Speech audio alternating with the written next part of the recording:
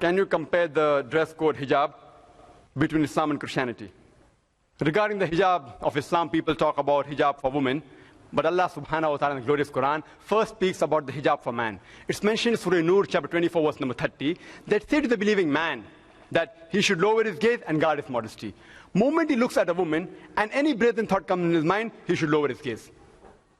There was a friend of mine who was staring at a girl, who was a Muslim friend, told him, why are you staring for such a long time? So he told me, our Prophet said, the first glance is allowed, the second is prohibited. I have not completed half my glance. What did the Prophet mean the first glance allowed? What he meant, that if you unknowingly, unintentionally look at a woman, don't intentionally look at her again. That doesn't mean you can look at a woman for 10 minutes without blinking and saying, I have not completed my glance.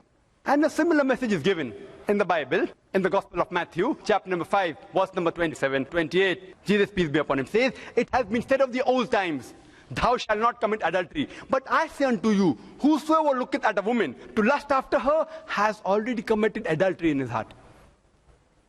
Next, the Quran speaks about the hijab for the woman in Surah Nur, chapter 24, verse number 31. That say to the believing woman that she should lower her gaze and guard her modesty, and draw her veil over the bosom, and display not her beauty except what appears ordinarily of, except in front of her husband, her father, her sons, and a big list of mahram, the close relatives, is given.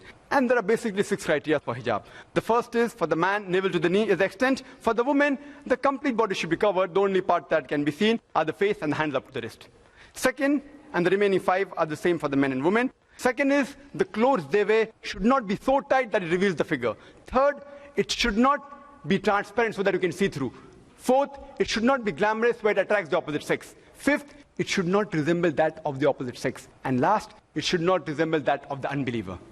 And the reason for hijab is given in Surah Ahzab, chapter 33, verse 59, that, O Prophet, tell your wives and the believing women that when they go abroad, they should put on the cloak so that they shall be recognized. And it will prevent them from being molested. Hijab has been prescribed for the women so that it will prevent them from being molested. Suppose there are 2 twin sisters who are equally beautiful who are walking down the streets of London.